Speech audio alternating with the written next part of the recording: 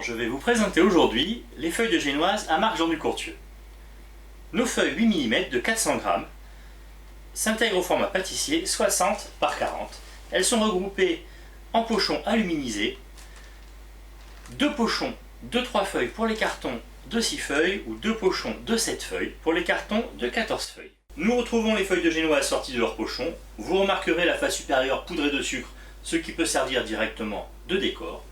Quant au papier intercalaire, il a été rajouté après cuisson, ce qui permet à la feuille de génoise de ne pas y adhérer et de simplifier les manipulations. Vous pourrez alors à souhait réaliser des biscuits roulés, des bûches de Noël, des entremets, des verrines telles que des tiramisu ou encore monter des bavarois.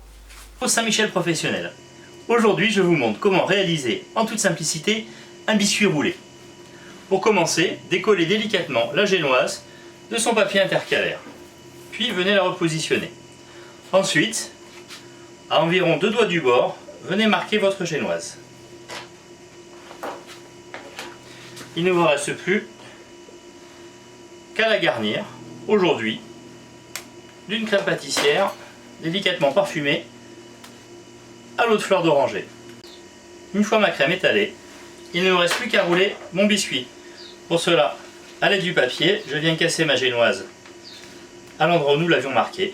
Puis en tenant simplement le papier intercalaire du bout des doigts, je viens rouler ma génoise sur elle-même, à l'intérieur du papier.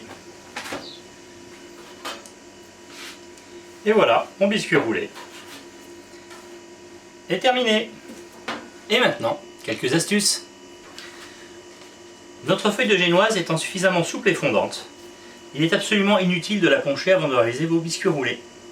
Pour réaliser encore plus facilement vos biscuits roulés, faites comme moi. Coupez vos feuilles de génoise en deux.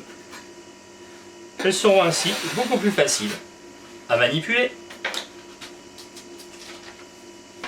Si votre biscuit roulé devait ne pas être suffisamment serré, c'est très simple. Replacez-le à l'intérieur de son papier. Prenez une plaque et venez rectifier votre biscuit. Il retrouvera ainsi une forme parfaite.